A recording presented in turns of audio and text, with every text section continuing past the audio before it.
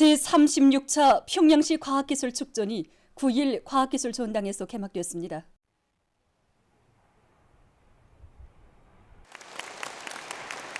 평양시 안의 일꾼들과 송중앙기관, 공장기업소 기술자, 기능공, 3대 혁명 서조원들이 참가한 개막식에서는 개막사가 있었습니다.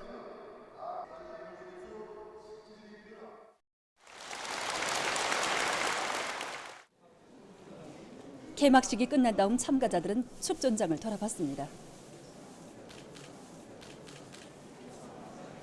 과학기술의 교육이 주제로 진행되는 제36차 평양시 과학기술 축전은 지난해 당주학년의 제8기 제4차 5차 전원회의 결정 간추를 위한 청에서 이룩된 그 과학기술 성과들을 서로 공유하고 통반응 계기로 되게 해가지고 이 시안의 경제 발전과 인민생활 향상에 적극 이바지하는 데 목적을 두고 현재 지금 진행되고 있습니다.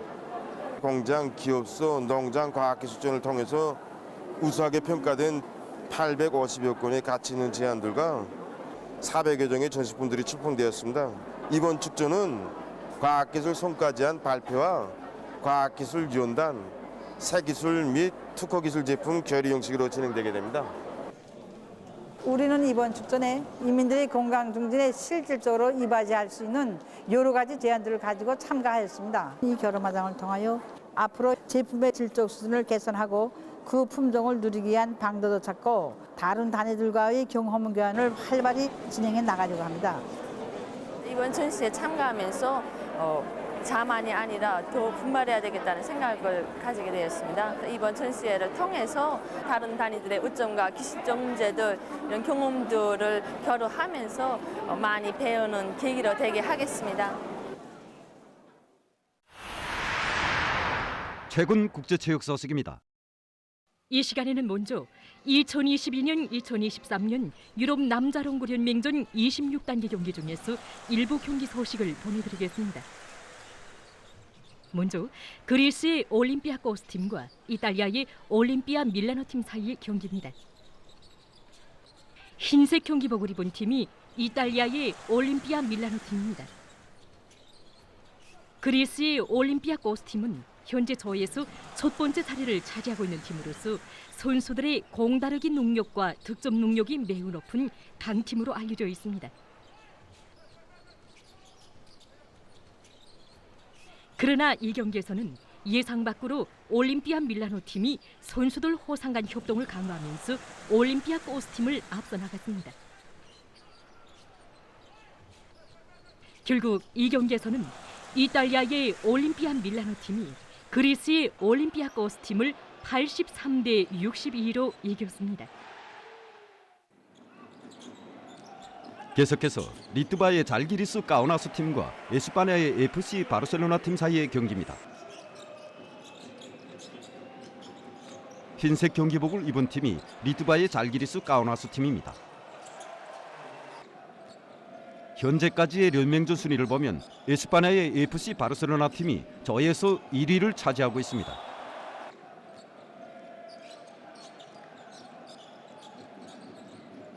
FC 바르셀로나 팀은 경기 전 기간 선수들 호상 간 째인 공략하기 위한 던져넣기 성공률을 높이면서 점수를 올렸습니다.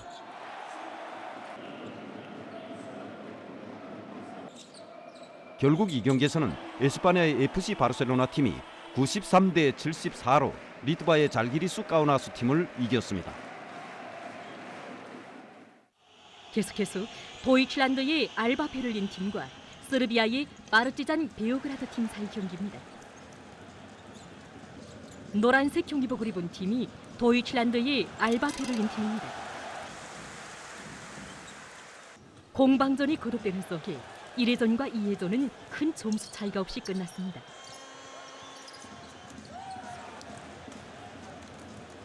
3회전부터 파르티잔 베오그라드 팀에서는 몬골이 던져놓기를 위주로 하면서 연속 점수를 올렸습니다. 결국 경기에서는 세르비아의 파르티잔 베오그라드 팀이 88대 74로 도이칠란드의 알바 베를린 팀을 이겼습니다. 다음은 칠레에서 진행된 2023년 프로종구 선수협회 칠레 공개 종구 경기대회 결승 경기 소식입니다. 경기는 아르헨티나의 토마스 마르틴 에체베리 선수와 칠레의 니콜라스 하리 선수 사이에 진행됐습니다. 위에 연보라색 경기복을 입고 화면을 등진 선수가 칠레의 하리 선수입니다. 큰 1회전 경기에서는 에체베리 선수가 7대 6으로 이겼고 지금은 큰 2회전 경기입니다. 큰 2회전 경기에서는 다양한 공치기 기술을 적극 활용한 하리 선수가 7대 6으로 이겼습니다. 하리 선수는 큰 3회전 경기에서도 6대 2라는 압도적인 점수 차이로 이겼습니다. 결국 결승 경기에서는 칠레의 니콜라스 하리 선수가 종합 성적 2대 1로 아르헨티나의 에체베리 선수를 이기고 우승을 쟁취했습니다. 경기 시간 21분경 보르시아 도르트문드 팀에서 11m 볼차기를 성공해서 선제골을 넣었습니다.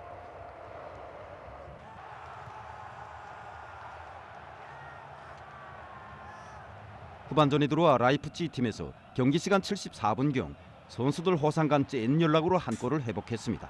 라이프치히 팀을 이기고 연맹전 순위에서 1위를 차지하게 됐습니다. 사이 경기입니다. 경기 시간 15분경 위에 노란색 경기복을 입은 포르투 팀에서 경기 시간 53분경 포르투 팀 선수의 반칙으로 차베스 팀의 11m 볼차기 기회가 사라졌습니다. 한 점을 회복했습니다. 경기가 치열해지는 속에 차베스 팀에서는 2명의 선수들이 후반전 추가 시간에 포르투 팀에서 토니 마르티네즈 선수가 득점해서 결국 경기에서는 포르투 팀이 3대 1로 차베스 팀을 이겼습니다. 다음은 2022년 2023년 네덜란드 일부류 축구연맹전 크로닝겐 팀과 페이에노르드 팀 사이의 경기입니다. 위에 붉은색 줄무늬 경기복을 입은 팀이 페이에노르드 팀입니다. 전반전은 두 팀 다 득점이 없이 끝나고 지금은 후반전입니다. 후반전에 들어와 공격을 강화하던 페이에노르드 팀에서 경기 시간 88분경 26번 선수가 선제골을 넣었습니다.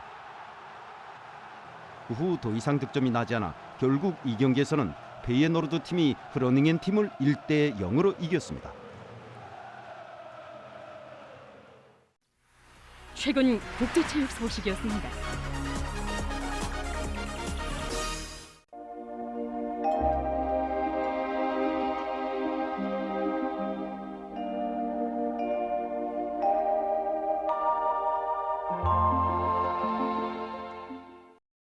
날씨를 알려드리겠습니다. 먼저 최근 날씨의 특징에 대해서 보겠습니다. 지난 한 주일간 날씨의 특징을 보면은 대부분 날들이 기온이 평년보다 매우 높아서 따뜻한 날씨가 지속된 것이라고 볼 수 있습니다. 이 기간의 평균 기온을 지난 시기 같은 기간의 기상관측 자료와 대비 분석해 본 데 의하면은 올해가 5.3도로서 지난 시기 가장 높았던 1998년보다도 1.3도 더 높아서 기상관측일이 가장 높은 평균 기온으로 기록됐습니다.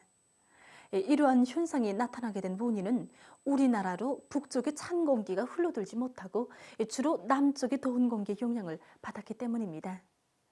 이렇게 기온이 급격히 올라가면서 올해 평균 기온과 평년과의 차이가 뚜렷하게 나타났는데 특히 북부 내륙 지역에서는 이 기간 기온차가 7도로서 다른 지역들보다도 더 심했습니다. 앞으로 내일과 모레 전반적 지역에서 비와 눈이 내리고 그 이후 13일과 14일에는 기온이 평년보다 낮아질 것으로 예견됩니다. 이렇게 최근에 기온 변화가 심하게 나타나고 있는데 기온이 점차 오르다가 일평균 기온이 10도 이상으로 오르게 되면은 겨울 나이하던 성충 새끼 벌레들이 나무에 오르기 시작합니다. 이 때문에 산림부문에서는 지금과 같이 일평균 기온이 10도 이상 되기 전에 나무에 성충 이동 차단대를 설치하고 겨울 나이하는 새끼 벌레들을 잡아 없애는 등 병해충 피해를 막기 위한 대책을 세워야 할 것입니다. 오늘 습한 바다 공기 용량으로 바닷가를 위주로 해서 동해안의 대부분 지역에서 대체로 흐려서 원산, 단천 그리고 라선을 비롯한 일부 지역에서 약간의 비가 내렸고 그 밖의 지역은 주로 개였습니다. 서해안, 강원도 여러 지역과 희촌, 장진을 비롯한 자강도와 함경남도 일부 지역에서 새벽과 오전 사이에 안개가 꼈습니다. 그리고 평양과 평성, 사리온, 강계를 비롯한 여러 지역에서는 당일 최고 기온으로서는 기상 관측 일이 가장 높은 낮 최고 기온이 관측됐습니다. 오늘 평양의 낮 최고 기온은 21.5도로서 평년보다 13.9도, 어제보다는 8.2도 높았습니다. 아침 최저 기온은 3.9도였습니다. 오늘 밤이 습한 바다 공기의 영향으로 동해안의 대부분 지역에서 대체로 흐려서 라손시에서 약간의 비가 내리겠습니다. 그 밖의 지역은 고기압의 영향으로 주로 개겠습니다. 내일은 저기압골의 영향으로 전반적 지역에 구름이 많이 끼면서 중부 지역을 위주로 해서 대부분 지역에서 비와 소낙비가 내리겠습니다. 대동과 은천을 비롯한 서해안 중부의 일부 지역에서는 오전 한때 우박도 내릴 것이 예견됩니다. 평안북도의 일부 지역에서는 한때 초당 10m 이상의 샘바람이 불겠으므로 농업부문에서는 우박과 샘바람에 의한 피해가 없도록 철저한 대책을 세워주기 바랍니다. 내일 새벽과 오전 사이 황해남도와 함경북도, 강원도의 일부 지역에서 안개가 낄 것으로 예견됩니다. 내일 아침 기온이 제일 낮아질 지방은 백두산으로서 령화 9도 정도로 예견됩니다. 낮 기온이 제일 높아질 지방은 안악지방으로서 18도 정도로 예견됩니다. 그럼 지방별 날씨를 알려드리겠습니다. 평양시 남동풍이 3 내지 6m로 불고 새벽에 개였다가 아침부터 흐려서 오전 한때 일부 지역에서 소낙비가 내리고 저녁과 밤에 비가 내리겠습니다. 내일 아침 최저 기온은 7도, 내일 낮 최고 기온은 14도 정도로 예견됩니다. 백두산 미령, 북서풍이 3 내지 6m로 불고 새벽에 흐린 후 오전부터 때때로 비가 내리겠습니다. 해산시 북서풍이 3 내지 6m로 불고 새벽에 개였다가 오전과 오후에 흐린 후 밤에 비가 내리겠습니다. 강계시 북서풍이 3 내지 6m로 불고 새벽에 개였다가 오전과 오후에 흐린 후 밤에 비가 내리겠습니다. 총진시 남동풍이 불다가 북서풍이 3 내지 6m로 불고 새벽에 안개가 낀 후 오전부터 대체로 흐리겠습니다. 함흥시 남서풍이 불다가 북동풍이 3 내지 6m로 불고 오전까지 대체로 흐린 후 오후와 밤에 비가 내리겠습니다. 운산시 남서풍이 불다가 북동풍이 3 내지 6m로 불고 새벽에 안개가 낀 후 오전과 오후에 흐렸다가 저녁부터 비가 내리겠습니다. 신의주시 북동풍이 7 내지 10m로 비교적 강하게 불다가 3 내지 6m로 불고 대체로 흐리겠습니다.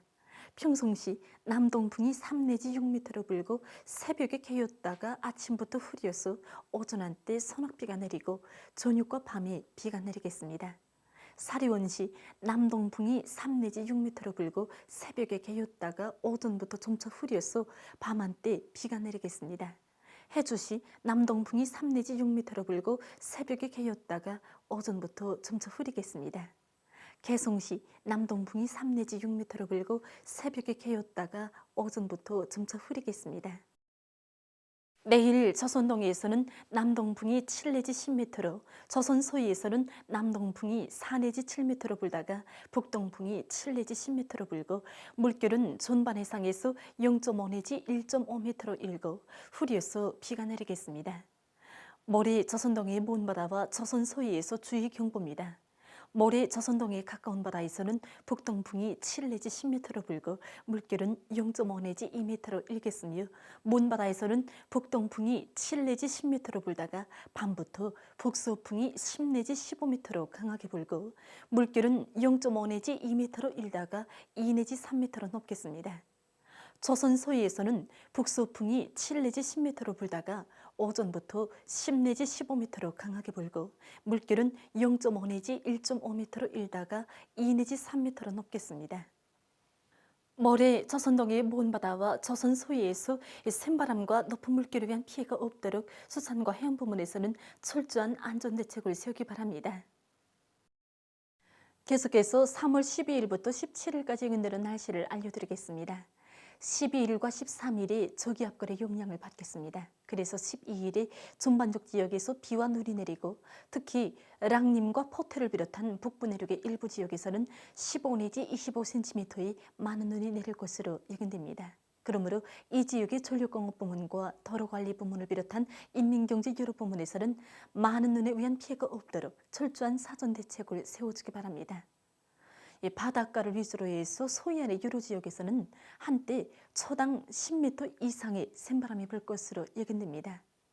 13일에는 량강도, 동해안의 여러 지역에서 약간의 눈이 내리고 동서해안의 일부 지역에서는 한때 초당 10m 이상의 샘바람이 불 것으로 예견됩니다. 14일과 15일에 북부 지역을 지나가는 약한 저기압거래 용량을 받겠습니다. 그래서 14일에 북부 지역을 위주로 대부분 지역에서 개었다가 흐리고 15일에는 북부 내륙의 일부 지역에서 약간의 비와 눈이 내리겠습니다. 16일과 17일에는 고기압의 용량으로 전반적 지역에서 주로 개겠습니다.